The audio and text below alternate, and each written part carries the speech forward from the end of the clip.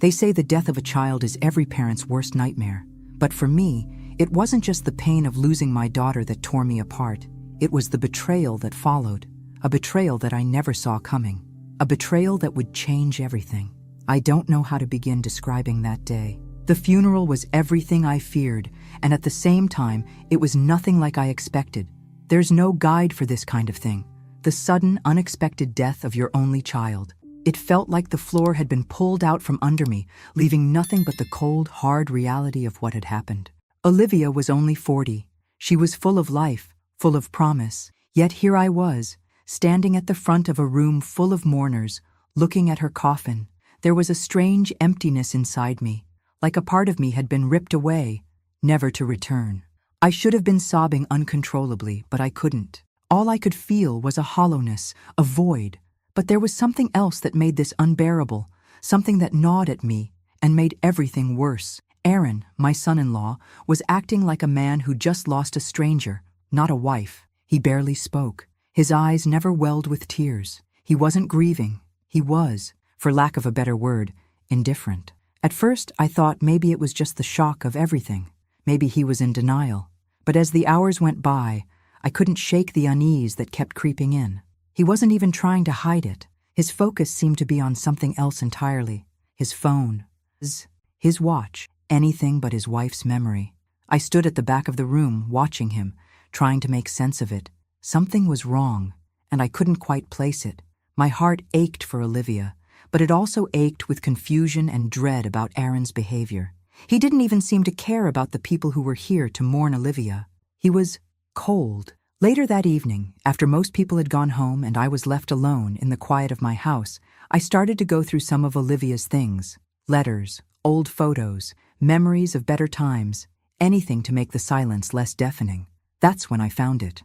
A stack of bank statements, with withdrawal receipts marked in red ink. The number that jumped out at me was $300,000, withdrawn from the account I shared with Olivia. I couldn't breathe for a moment. My chest tightened as I reread the figures, trying to make sense of them.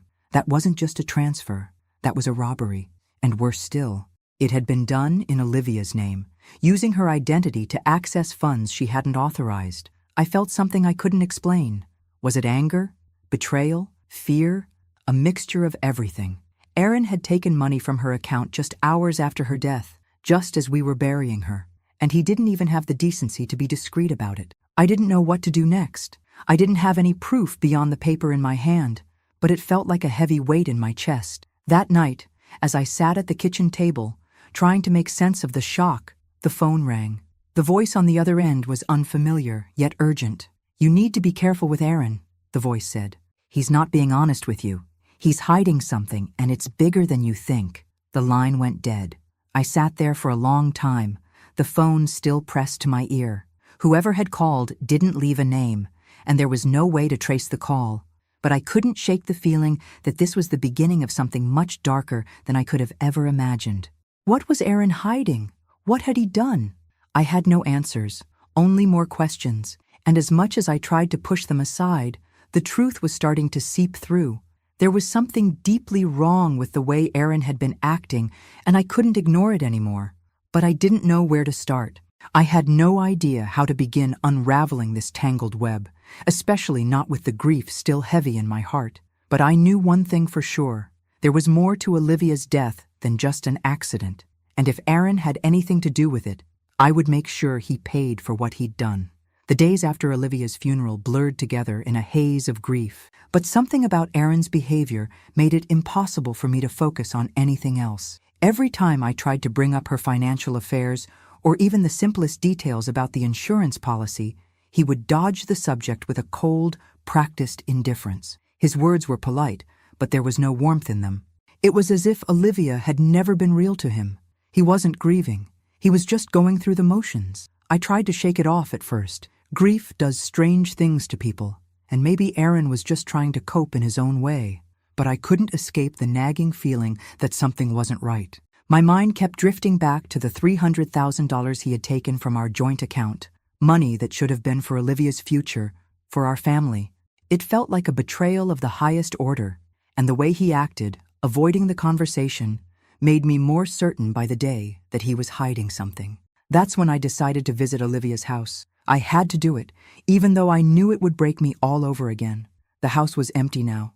Her laughter, her warmth, all gone. The silence was suffocating. I walked through the rooms, my eyes catching on familiar things. Her favorite books stacked on the coffee table, the old photo albums on the shelf, the soft, worn couch where she used to sit. It all felt like a cruel reminder that she wasn't coming back. In Olivia's bedroom, I began going through her things, trying to hold on to something, anything, that might bring her back. And then, in the back of her closet, I found it, a shoebox, old and dusty, tucked away beneath a pile of forgotten clothes. Inside were several letters, handwritten letters to me. As I read through them, my heart sank. Olivia had written about the frustration she felt in her marriage, the ways Aaron had become controlling, distant, and cold over the years. She mentioned how he pressured her to sign documents she didn't fully understand, how he had isolated her from friends and family, convincing her that she couldn't live without him. These were things I had never known. I had always trusted Aaron, always thought of him as part of the family, but reading her words now made me question everything. In one letter, Olivia had written, "I feel trapped, like I'm losing myself. Aaron is changing. I'm not sure I can keep pretending everything is fine." The realization hit me like a physical blow. I had seen signs of their strain, Olivia's tired eyes, the way she avoided certain topics when she came to visit, but I had always brushed them aside. She seemed happy enough on the surface. How could I have missed the depth of her unhappiness? But now, looking at these letters, I began to understand. She had been suffering, and I had no idea how bad it had really gotten. The grief that had already felt unbearable grew even sharper, but alongside it, a new, gnawing feeling began to take root. Suspicion. I wasn't sure what had happened to Olivia, but I began to feel that her death wasn't as simple as an accident. The pieces weren't fitting together. I had to know more. The more I thought about it, the more I realized that I didn't even know where to start. What did I need to uncover? What was Aaron hiding? The insurance policy, the bank records, or something deeper, darker that only he knew? I pulled out the financial records I had been gathering and started scribbling notes, making connections between Olivia's last months and the strange withdrawals. Something felt off. Too many accounts had been changed, too many decisions made too quickly. And there was Aaron, always hovering just out of reach, offering nothing but excuses when I tried to get answers. I kept telling myself to be patient, to wait for more information. But I couldn't. I needed answers now. My daughter was dead, and Aaron had already taken enough from her. I couldn't sit back and let him take more. With trembling hands, I wrote down the names of the banks Olivia used. I wrote down the dates of the withdrawals I'd found and the name of the life insurance company that listed Aaron as the sole beneficiary. As each new detail surfaced, my anger built. I couldn't keep quiet. I couldn't let Aaron get away with this. But where would I find the evidence I needed? How would I expose him without putting myself in danger? The questions ran through my mind, louder and more insistent. I felt more determined than ever before. There was something here, something Aaron had hidden, and I was going to find it, no matter what it took. I couldn't trust anyone but myself to get to the truth. I had to dig deeper, and I had to do it alone.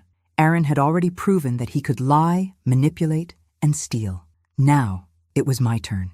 And as I walked away from Olivia's house, a sense of urgency washed over me. I knew this wouldn't be easy, but I was ready. I couldn't ignore the gnawing suspicion that had taken root inside me.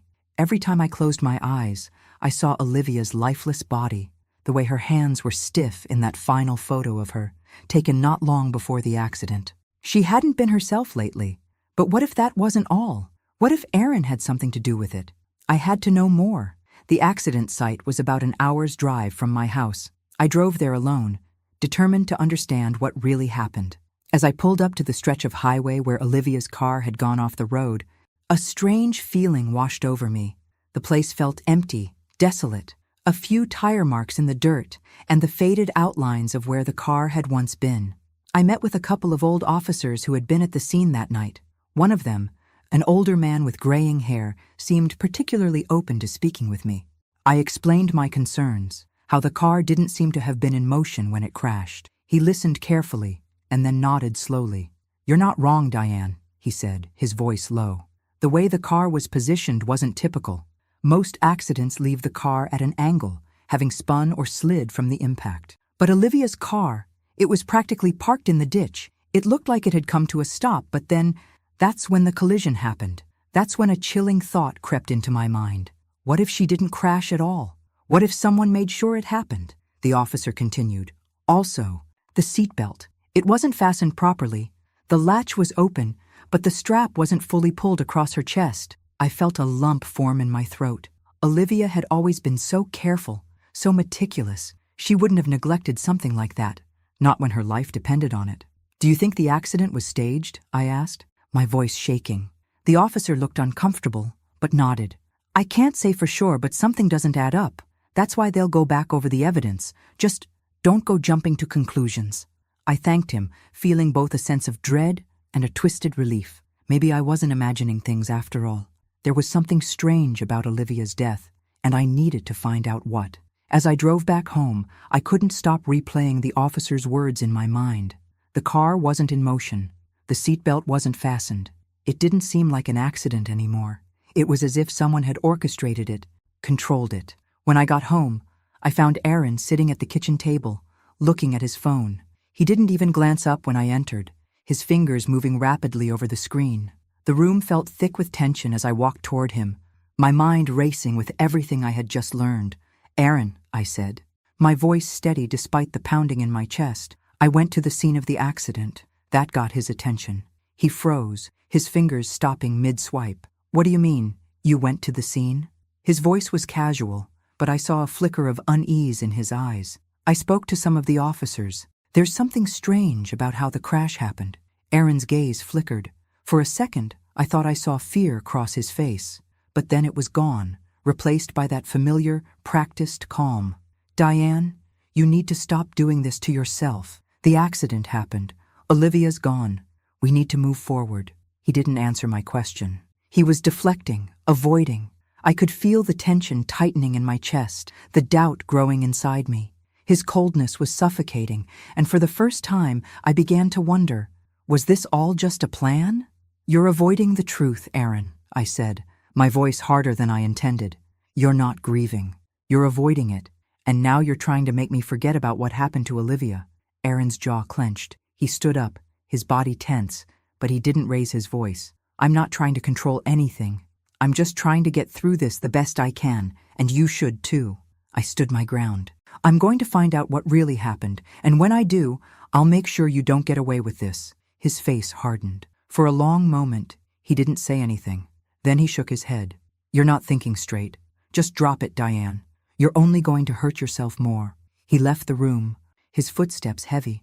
My heart pounded in my chest, but it was no longer fear I felt. It was fury.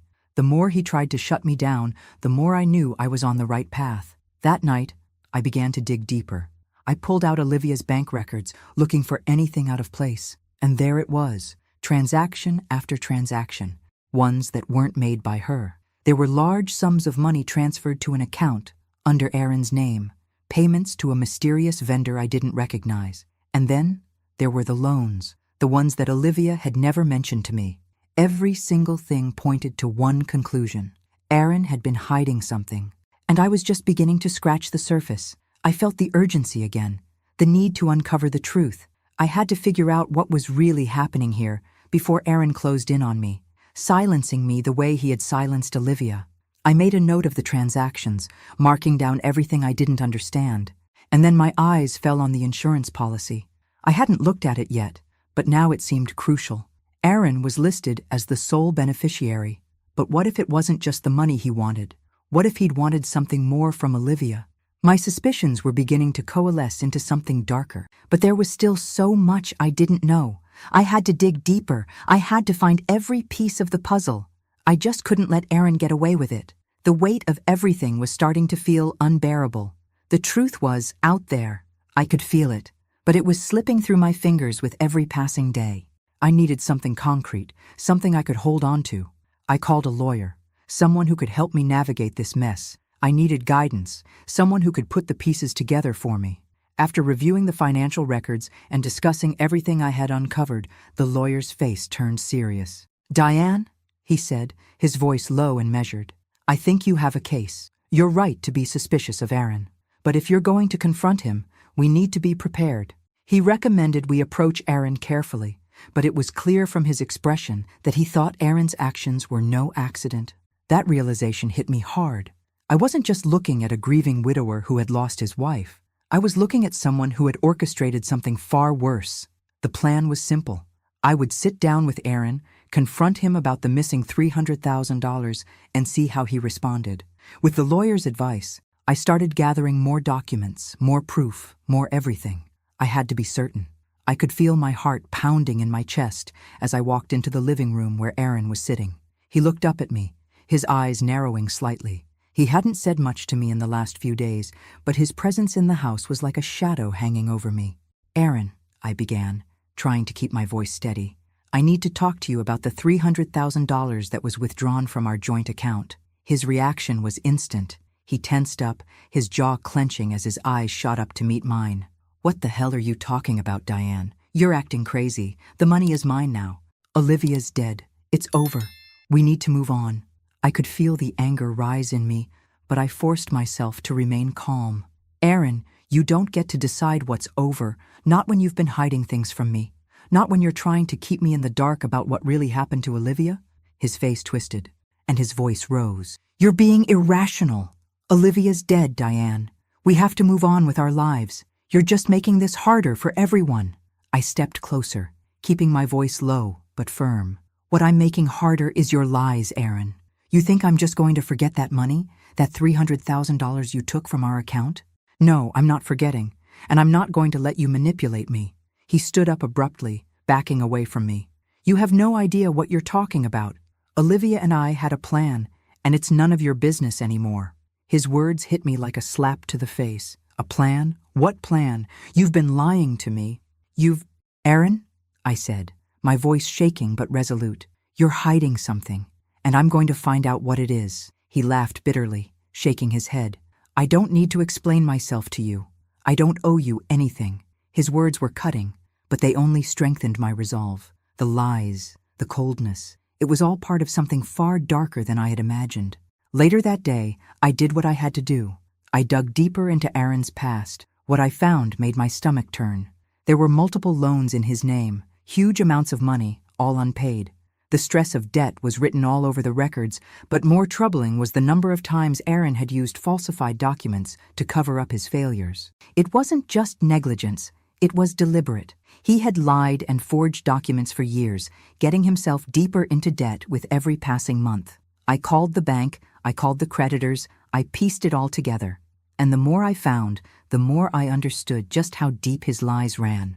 Aaron wasn't just an opportunist, he was someone who had manipulated everyone around him, including Olivia. But it didn't stop there. I started speaking to some of Olivia's closest friends, people I had trusted for years, and that's when I learned the truth I had never expected. Olivia had been planning to leave Aaron. Weeks before the accident, Olivia had confided in her closest friends that she was finally making plans to leave him. She was going to take control of her life again. She was going to leave the man who had slowly suffocated her spirit, but she never got the chance. One friend in particular, someone who had been a part of their life for years, told me that Olivia had spoken about her fear of Aaron. She was afraid that he would never let her go. The friend even mentioned that Olivia had been looking at apartments, planning her exit strategy in secret. I was shocked, my heart breaking for the daughter I had known, my strong, determined girl who had been trapped in a marriage she didn't deserve. But it all made sense now. The signs I had missed, the behavior I had overlooked. Olivia hadn't just been a victim of circumstance. She had been a victim of Aaron. The more I dug into the past, the more I realized that the crash wasn't an accident. It had been planned, an elaborate way for Aaron to get what he wanted. Aaron had seen her as a way to escape his mounting debts, to start over with a clean slate. He had taken everything from her, including her life. I couldn't shake the image of her sitting in the car, trapped, unable to escape. I began to wonder, was the crash orchestrated to make it look like a mistake? Was that what Aaron wanted? To take Olivia's life, secure the money, and finally be free? But there was no way I could let him get away with it. I had the truth now, and I wasn't backing down. The pieces were falling into place, and I knew exactly what I had to do next. Aaron was going to pay for what he had done, and I was going to make sure of it. I had to know more. The more I uncovered, the more I realized how little I truly knew about Olivia's life in the months leading up to her death. There were so many things left unsaid, so many pieces of her story that didn't make sense, and I wasn't going to rest until I put everything together. The breakthrough came when I reached out to an old friend of Olivia's from childhood, Jenna. She had known Olivia longer than anyone else, and I knew she would have insight into what had really been going on in Olivia's life, especially with Aaron. When Jenna agreed to meet, I could tell right away that something in her demeanor had changed since Olivia's passing. She was nervous, fidgeting with the hem of her sweater as she sat across from me in the coffee shop. But I could see the pain in her eyes when she spoke about Olivia. "I didn't want to believe it, Diane," she began, her voice barely above a whisper. But Olivia was really struggling. Aaron had a way of controlling everything. She was too afraid to leave him, even though she knew it was what she needed. I don't know how it started, but over time, he got more and more possessive. My heart sank as I listened to her. Jenna told me about the changes in Olivia's behavior, how she had stopped going out with friends, stopped calling as much, and how she'd often cancel plans at the last minute. The controlling side of Aaron was something Jenna had seen firsthand. "Olivia tried to leave him once," Jenna said, her eyes tearing up. "She was planning to, but when she told him she wanted a break, Aaron lost it. He didn't just get angry, Diane. He scared her. She told me she felt trapped." I sat back, shocked and broken-hearted. How had Olivia felt so alone? How had I not seen it? The picture was becoming clearer, but the pain of knowing that Olivia had been trapped in a relationship she felt powerless to escape was unbearable. The worst part was hearing that Olivia had been so close to leaving, so close to freeing herself from the prison Aaron had built around her, only to be silenced forever. But there was more. As I gathered myself, I realized that I needed to find out more about Olivia's financial situation. I had already uncovered signs of Aaron's manipulation, but I hadn't yet explored all the details. I started to look into the bank accounts that Olivia had used. What I found made my blood run cold. Several of her accounts had been changed in the months before her death. Accounts she had set up with me as a joint holder were suddenly altered, and Aaron had access to them. I called the bank, trying to hide my anxiety behind calm questions. The manager hesitated before telling me that there had been a series of transactions made from Olivia's account, each one larger than the last. Some of them had been transferred to Aaron's name, and as I dug deeper, I discovered something worse. There were withdrawals made from the account that appeared to have been forged. I could hardly breathe as the truth began to take form. The man I had trusted, the man I had treated like family, had been taking Olivia's money without her consent. But this was more than just theft. It was betrayal. He had manipulated Olivia into giving him control, forging her name, and taking what didn't belong to him. The bank manager also confirmed what I already feared. Aaron had gained access to the life insurance policy Olivia had taken out years ago. And guess who was the sole beneficiary? Aaron. It wasn't just about money anymore. It was about control. It was about a man who had orchestrated everything to secure his future, and Olivia's death had been his ticket. I could barely contain my rage. How could he do this? How could he kill his own wife, the woman he was supposed to love, just to escape his debts and secure a life of luxury? The more I uncovered, the more I realized the extent of his manipulation. I knew I had to do something. I couldn't let him walk away with everything. My heart broke as I thought of Olivia, how she had trusted him, how she had loved him, and yet he had taken everything from her, including her life. I had to find a way to expose him, to make sure he paid for what he had done. As I sat there, staring at the paperwork, a sense of urgency consumed me. The pieces were all there, scattered in front of me, but they needed to be put together. And I needed to do it before Aaron could destroy any more of Olivia's legacy. I wasn't going to rest until I uncovered every last secret Aaron had buried. This wasn't just about money anymore. It was about justice, for Olivia, for the woman who had suffered in silence, and for the life she could never get back. I was no longer content with keeping everything to myself. The weight of my discoveries was suffocating, and I needed someone else to know the truth. I needed to share what I had found, to let others see what Aaron had done, not just to Olivia, but to all of us. I started with the family, the closest relatives, the ones who had known Aaron almost as long as I had. I gathered them one evening, hoping for support, for someone to stand with me. I tried to explain everything, the missing money, the forged documents, the life insurance policy, but their reactions were not what I expected. Some of them, particularly Aaron's side of the family, dismissed it. "You're exaggerating, Diane. Aaron's been under a lot of stress. You're grieving, and sometimes you just start seeing things that aren't there." Their words stung. They didn't understand. They didn't want to understand, but I couldn't back down. I wasn't imagining this. I wasn't seeing things. I was uncovering the truth, no matter how hard it was to face. A few family members did seem concerned, though. One cousin of mine, who had always been close with Olivia, asked to see the bank statements. She was quiet as she looked over everything, and I could see the concern in her eyes as she scanned the details. "This is bad, Diane. Really bad," she said quietly, almost to herself. But even she wasn't ready to go up against Aaron. I was on my own in this. The family wasn't going to help me. If I was going to get justice for Olivia, I'd have to do it myself. The tension hung in the air like a storm waiting to break. I couldn't just sit back anymore, pretending that everything was going to be fine. Aaron had stolen from Olivia, and the more I learned, the more I realized that he had been planning this for a long time. That night, after dinner, I received an anonymous phone call. The voice on the other end was quiet, almost a whisper, as if they were afraid to be heard.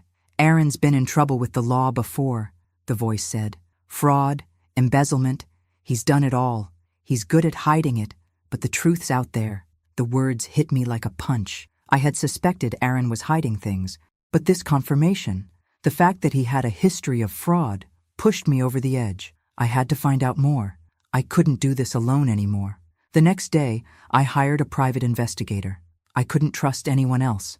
I needed answers, and I needed them fast. The detective I hired was professional and no nonsense. He dug into Aaron's past, looking for any sign of financial misconduct, and what he found confirmed my worst fears. Aaron wasn't just a man who had stolen from his wife. He was a serial manipulator. The detective uncovered several instances of Aaron being involved in fraudulent activities over the years, from falsifying documents to embezzling money. It seemed like it was second nature to him. The more I learned, the more I realized that his entire life had been one big lie. But the most shocking discovery came next. Aaron had been trying to sell Olivia's house, the house she had poured so much love into, the house they had shared. He was preparing to sell it, which would have netted him a significant profit, far more than the $300,000 he had already stolen. It was clear now. Aaron wasn't just looking to get out of debt. He was setting himself up for a new life. He was trying to erase everything about Olivia and start fresh. My blood ran cold as I thought about how he had manipulated her, how he had manipulated all of us. He had been planning this for a long time, and I was just beginning to scratch the surface. But there was still more. The investigator found evidence that Aaron had been in contact with a divorce lawyer and a specialist in estate planning. It was clear he had been preparing for Olivia's death long before the accident. He had been working on securing his financial future, as if he knew what was coming. Everything was starting to fall into place. Aaron had orchestrated everything, from the way Olivia's death had been handled to the way he had positioned himself as the sole beneficiary of her life insurance. He wasn't just a grieving widower. He was a man who had carefully calculated every move, every lie, every step. The more I uncovered, the more determined I became to confront him. But I couldn't do it yet. I needed more proof. I needed to make sure I had everything I needed before I went to the police or anyone else. I couldn't let Aaron get away with this. I had already seen too much, and the pain in my heart was now mixed with a fierce, burning rage. He had taken Olivia from me, from all of us, and I wasn't going to let him destroy her memory without paying for what he had done. I was close now, so close, but I had to be careful. I couldn't let Aaron know what I was up to. Not yet. I had to stay one step ahead. The investigation was no longer a passive search for answers. It had become a carefully orchestrated pursuit, a pursuit that I would see through to the end, no matter what it took. With the help of the private investigator, I had started piecing together Aaron's every move. His actions were starting to tell a much darker story, one that I couldn't ignore any longer. The most damning evidence came when the detective uncovered a critical detail. Aaron had been in contact with Olivia's life insurance company on the very same day of the accident. I felt a chill creep up my spine as the implications of that discovery hit me. How could he have known? Why would he be reaching out to the insurance company at that precise moment, if not for one reason, to make sure the policy payout was secured? Everything that had been swirling in my mind for days now had a horrifying clarity. Aaron had been planning this, perhaps even before the accident happened. He had been preparing for Olivia's death long before it became a reality. The timing was no coincidence. I had gathered the pieces, the phone records, the insurance papers, the bank statements, and I knew I was ready. I couldn't waste any more time. Aaron needed to know that I wasn't going to let him destroy Olivia's legacy without facing the consequences. I arranged a meeting with him, one that I had been planning for days. The tension in the air was thick the moment I stepped into the room. He was sitting at the kitchen table just as he always did, eyes glued to his phone, pretending to be unaware of what was coming. But I was no longer intimidated by him. I had seen the cracks in his facade, and now it was time to expose them. "Aaron," I began, my voice unwavering, "we need to talk about the insurance policy and the money you took from Olivia." His eyes flicked up, and I saw the immediate shift in his demeanor. The calm, collected Aaron that I had always known was starting to crack. "What are you talking about?" he replied, his voice tight. He was trying to act surprised, but I could see the tension in his jaw. He knew exactly what I was talking about. "I'm talking about the fact that you contacted the insurance company on the same day Olivia died. I'm talking about the $300,000 you withdrew from her account. And I'm talking about the years of lies you've been living." He leaned back in his chair, crossing his arms over his chest, trying to mask the growing panic behind a cold exterior. "Diane, you're overreacting. Olivia is gone, and this isn't helping anyone. We should be grieving, not dredging up all this nonsense." His calm voice, the way he tried to dismiss everything, only made me more certain of what I was dealing with. He thought he could control me, that I'd just back down. But he was wrong. "You don't get to tell me how to grieve, Aaron," I snapped, my frustration boiling over. "What I won't do is sit here and pretend that I don't know what's going on. You've been lying to me, lying to everyone.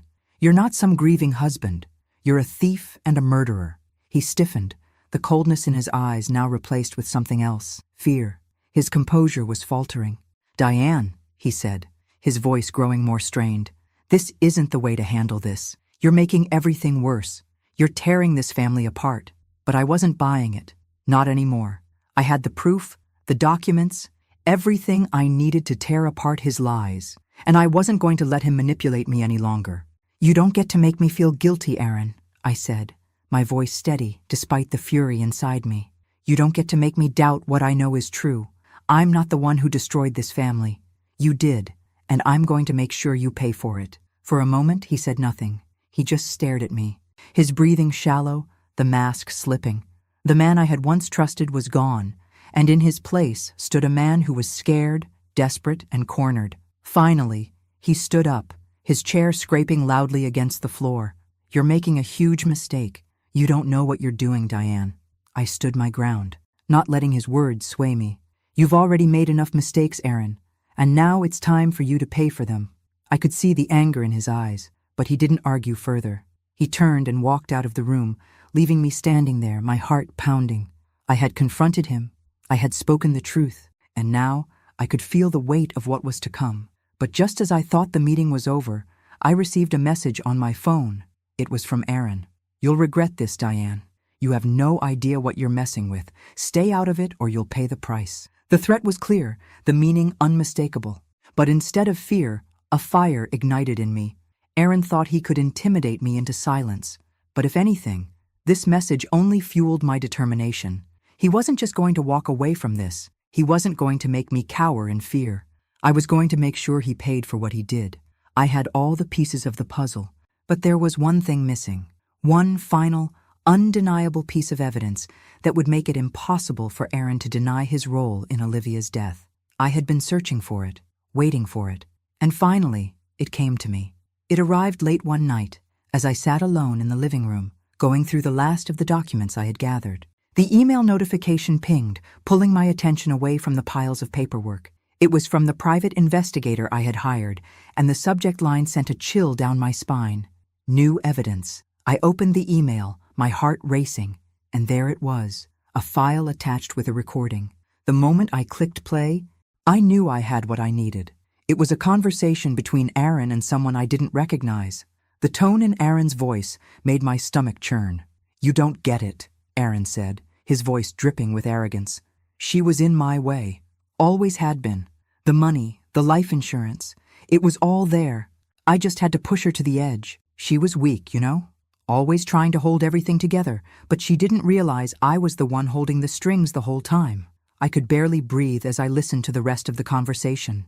Aaron's words were cold, calculated, and callous. He went on to brag about how he had manipulated Olivia's emotions, how he had controlled her every move. And then, in chilling detail, he discussed how he'd planned her death, how he'd made sure the accident looked like an unavoidable tragedy, when, in reality, it was the result of months of manipulation and deceit. I felt my hands tremble as the truth washed over me. This was it. This was the moment I had been waiting for. For the first time in days, I felt something that wasn't anger or confusion, satisfaction. I had the proof. It was undeniable, and it would destroy him. But before I could even take a breath, I heard a knock at the door. I opened it to find Aaron standing there, looking as calm and collected as ever. His eyes darkened when he saw the look on my face. "I think we need to talk, Diane," he said, his voice smooth, but the tension in his body was unmistakable. "What do you want, Aaron?" I asked, keeping my voice steady despite the whirlwind of emotions inside me. He stepped into the room without waiting for an invitation, his eyes scanning the space as if he were deciding how to approach this confrontation. "I think we can come to an agreement. You've uncovered a lot of things, Diane. Things that, if exposed, could hurt both of us." I could feel the weight of his words, but I stood firm. "You can't manipulate me anymore." He gave a small, condescending smile. "I'm not trying to manipulate you, Diane. I'm offering you something." He reached into his pocket and pulled out a checkbook. "I'll make it worth your while. Enough money to forget all of this. Enough money to never have to deal with any of this again. Just think about it, Diane. It's a lot of money, and it can be yours." I stared at him, the disgust rising in my chest. He was offering me money. Money he had taken from Olivia's life. Money that was never his to begin with, just to silence me. "You think money can buy me, Aaron?" I asked, my voice low and dangerous. "You think I'd just let you pay me off? You think you can make me forget what you've done to Olivia? You're wrong." His expression faltered for a moment, and the veneer of calmness cracked. "You don't understand, Diane. This will ruin us both. You're making a mistake." I could feel the rage inside me building. "No, Aaron. You made the mistake when you thought you could get away with this. You've already ruined yourself." I didn't need to hear any more. I already knew everything I needed to know. He was trying to buy me off, but I wasn't going to let him manipulate me any longer. This wasn't about money anymore. This was about justice for Olivia. I turned away from him, my mind racing. It was time to take the next step. It was time to bring this to the people who needed to know. I couldn't do this alone anymore. The next morning, I gathered the family again, determined to show them the truth. I started with the most trusted members, the ones who had started to listen when I first began to question Aaron. But when I played the recording for them, things didn't go as I had hoped. Some of them were in shock, others in disbelief. But the most shocking reaction came from Aaron's family. They didn't want to believe it. Some of them defended him, suggesting that maybe it was taken out of context, that maybe there was an explanation. "You're just angry and grieving, Diane," one of them said, shaking his head. "You're seeing things that aren't there. You need to calm down." I could feel the sting of their disbelief. The betrayal of their loyalty to him was almost as painful as the betrayal of his actions. But I couldn't let them stop me now. I stood my ground. "This is the truth. This is what he's done, and you need to face it. Aaron killed Olivia, and I won't let him get away with it. Not now, not ever." The room fell silent, and I could see the cracks starting to form in their loyalty to Aaron. Some of them were starting to doubt him, but there was still more work to be done. I couldn't let Aaron get comfortable. He thought he could manipulate me into silence with money and lies, but he had no idea who he was really dealing with. I had the proof. I had the family's attention. And now, it was time to finish this once and for all. I could feel the shift in the air the moment Aaron realized he was losing control. He had always been the one pulling the strings, manipulating everyone around him. But now, with the evidence out in the open and the walls closing in, he was desperate. Desperate in a way I hadn't seen before. The first sign came when he showed up at my door one evening, his face twisted in anger. The calm, collected Aaron I had known was gone, replaced by someone frantic, someone who knew he had been cornered. "You have no idea what you're doing, Diane," he yelled, his voice trembling with fury. "You think you're some sort of hero? You're nothing. You're just a grieving mother who's too blinded by anger to see what's really going on. You're going to regret this." His words stung, but they didn't have the power to intimidate me anymore. He was losing his grip, and I was starting to enjoy watching it happen. "I don't care what you think, Aaron. This ends now," I said, my voice steady. His eyes narrowed as he took a step closer, his breath hot on my face. "You think you've won? You haven't even begun to understand the mess you're in. You'll regret turning your back on me. You'll regret everything." I stood tall, refusing to back down. "It's too late for threats, Aaron. Your lies are exposed. It's over." I could see him falter for a split second, his fear slipping through the cracks of his arrogance, but he quickly masked it with anger again, his eyes wild. "You think the family will stand by you? You think anyone's going to believe you over me? You're just one woman against all of them." His words were meant to weaken me, but they only made me stronger. I had already seen through his manipulations. I had already witnessed the cracks in the facade. Aaron's power over everyone had always been rooted in fear, and now that fear was gone. I didn't flinch. "I don't care what your family thinks, Aaron. I'm not backing down. You can't control me anymore." With that, he stormed off, slamming the door behind him. But even as he left, I knew I had won this round. The strength of my resolve was growing, and with every word he spoke, I felt the power shift into my hands. In the following days, Aaron's behavior became more erratic. He started avoiding people, withdrawing into himself. He was no longer the confident man who had once manipulated his way through life. Now he was desperate, trying to find a way out, but there was no escape. The web he had so carefully woven was starting to unravel, and no amount of manipulation would save him now. I, on the other hand, was prepared. With the help of my allies, friends, family, and the private investigator who had uncovered Aaron's darkest secrets, I began organizing the evidence, the bank records, the phone conversations, the insurance policy, the forged documents. It was all there, and I wasn't going to let it go to waste. Every day, I felt more empowered. Aaron had thought he could destroy Olivia's life and steal from her, but he had underestimated me. I wasn't just a mother seeking justice. I was a force that couldn't be silenced, no matter how much he tried to intimidate me. I had my own plans now, and they didn't involve fear. They involved action. I spent days preparing the documents necessary for the trial, making sure everything was in order. The pieces were in place, and all I needed to do was take the next step, bring him to justice. Aaron, meanwhile, was growing more frantic. I could see the cracks in his composure when we crossed paths. He was trying to maintain the illusion that he was still in control, but his confidence was gone. It was clear that he was scrambling, trying to think of a way out, but he knew as well as I did that there was no way out of this. His isolation grew. The more desperate he became, the more people distanced themselves from him. The family that had once rallied behind him began to question his actions. Even those who had been closest to him started pulling away, realizing they couldn't defend the indefensible.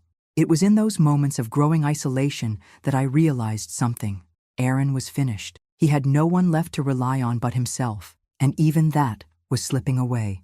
The control he had once held over everyone was now gone, and I felt a deep, satisfying sense of justice wash over me.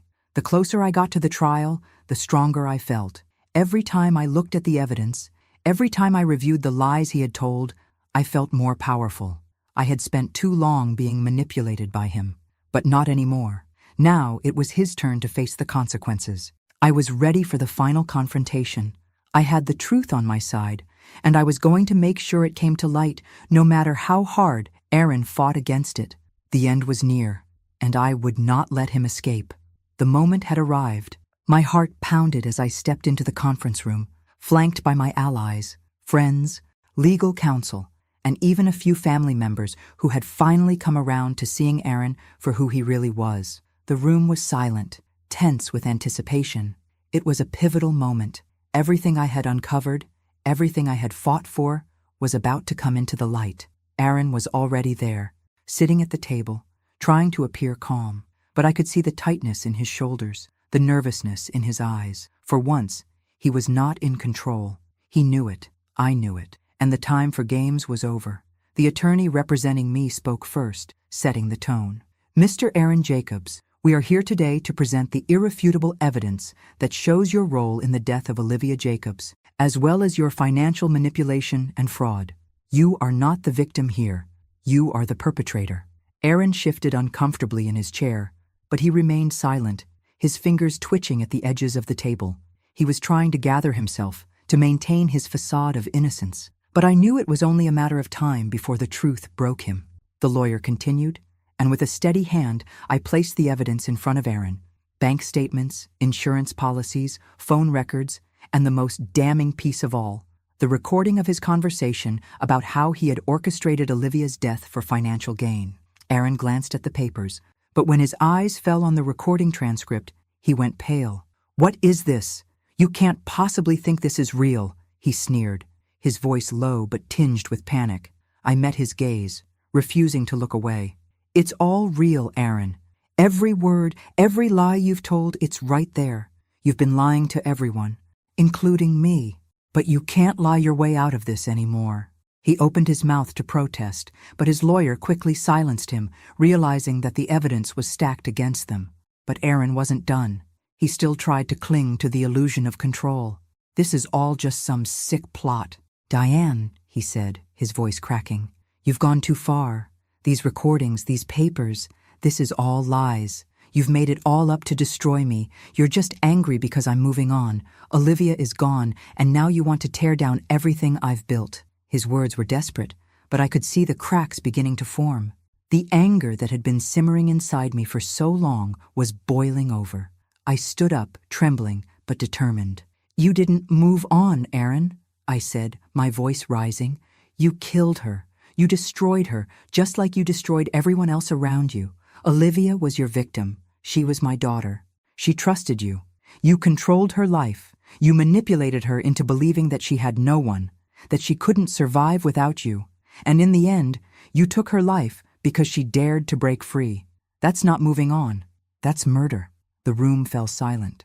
I could hear the collective intake of breath from the others present. But I didn't care. I had held this inside me for so long, and now, finally, I was letting it all out. The anger, the betrayal, the heartbreak. "You think you've won, Aaron?" I continued, my voice shaking with rage. "You think you've gotten away with it? You took everything from Olivia. Her life, her love, her future. And for what? For money? For power? You'll never get away with it. Not now, not ever." Aaron was shaking now, his mask of confidence completely gone. He stood up, his face twisted in fury, but I could see the panic in his eyes. He was losing. He had lost. "I didn't do it. You can't prove anything," he shouted, his voice echoing through the room. His hands trembled as he pointed at the documents. "These aren't real. This is all some conspiracy to take everything from me. You'll regret this, Diane." His words were empty, hollow threats. The evidence was undeniable. And as the reality of the situation hit him, he sank back into his chair, his hands pressed to his face in defeat. The tension in the room was suffocating. Aaron had no more lies left to tell. The shock on his face was evident as he realized that he had lost control, that he was no longer the one holding the power. I stood there, breathing heavily, as my lawyer addressed the room. "The evidence against Mr. Jacobs is irrefutable. We will proceed with charges for the murder of Olivia Jacobs, as well as for his numerous acts of financial fraud." I felt a weight lift off my chest. The justice I had fought so hard for was finally within reach.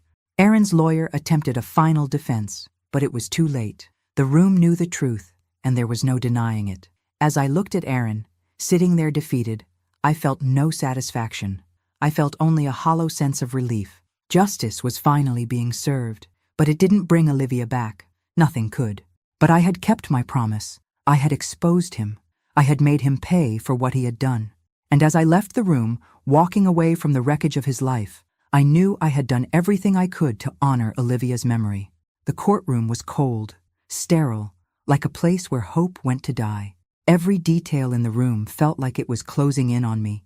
The rows of chairs, the harsh fluorescent lights, the sound of the gavel echoing in my ears. Aaron was sitting across from me, still pretending to be the man who had everything under control. But I could see it, the cracks, the desperation. He was no longer the confident man who had once manipulated every person around him. Now, he was a man on the edge, trying to keep up the facade for as long as he could. The trial had dragged on for what felt like an eternity. The evidence had been laid out. Every fraudulent transaction, every forged signature, the recording of his confession. And it was clear that Aaron had no way of getting out of this. But even knowing that the truth was on my side, I couldn't shake the fear of standing up there, of facing him directly. The man who had killed my daughter, who had stolen her life and everything she had worked for. When it was finally time for me to take the stand, I felt my legs tremble. I had practiced what I would say, rehearsed it 100 times, but the reality of it all hit me like a wave. I took my seat, my hands shaking slightly as I held the documents in my lap and looked across the room at Aaron.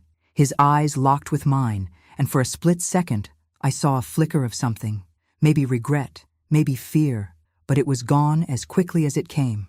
The prosecutor asked me to recount the events, to explain how Aaron had manipulated me, how he had taken advantage of Olivia, and how he had planned her death. The words felt heavy on my tongue, each one a painful reminder of the woman I had lost. I kept my voice steady as I spoke, my heart racing with every word.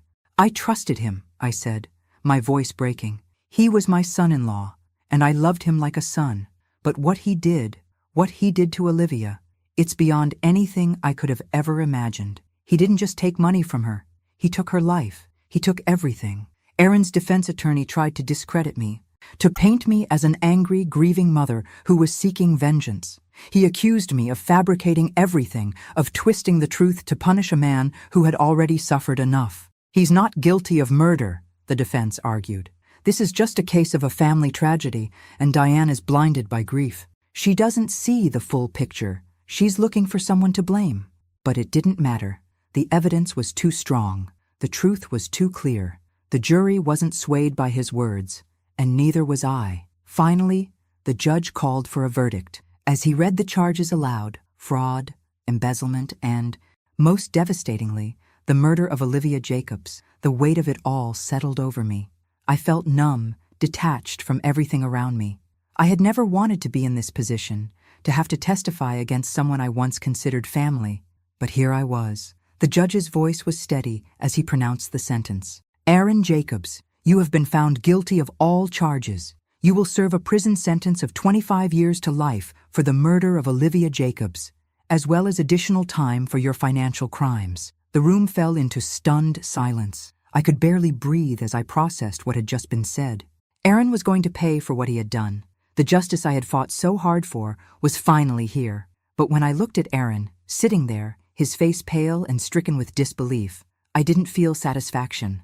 I didn't feel triumph. What I felt was something I wasn't prepared for, a bittersweet sense of relief, mixed with the unshakable ache of loss. Aaron had taken Olivia from me, and nothing could change that. No amount of justice, no sentence, no prison term would ever bring her back. It wasn't enough. Nothing would ever be enough. As I left the courtroom, surrounded by friends and family who had stood by me, I realized something I had been avoiding all along. Justice couldn't heal the wound in my heart. It couldn't undo the damage Aaron had caused. Olivia was gone, and no punishment could ever change that. But it had to be enough. The world would now know what Aaron had done. The truth would be out. Olivia had been taken from me, but she wouldn't be forgotten. Her death wouldn't be in vain. And as the door to the courtroom closed behind me, I finally allowed myself to feel the weight of everything. The relief, the sadness, the grief. I had won, but the victory felt hollow. I had done what I could. Now, it was time to begin the long road of healing. The months after the trial passed in a blur, and with each day, the heaviness in my chest lessened. I had fought for justice, and now I could finally breathe. The rage, the grief, the endless questions, they no longer had a hold on me. But the truth was, no amount of justice would bring Olivia back. The hole in my heart remained, and the pain of losing her never truly faded. Still, I had done everything I could for her. I visited her grave, the place where I had left so many pieces of myself. Standing there, I said my final goodbye, not in anger, not in regret, but in acceptance. I let go of the bitterness and the guilt that had consumed me for so long. For the first time in a long while, I felt at peace. I had found closure. It wasn't the end of the journey. It was a new beginning, I was stronger now, wiser, and more determined to live the life Olivia would have wanted for me. Justice had been served, and the truth had been revealed. That was enough, and with that, I walked away from the past, finally free to move forward. Thanks for listening. Don't forget to subscribe and feel free to share your story in the comments. Your voice matters.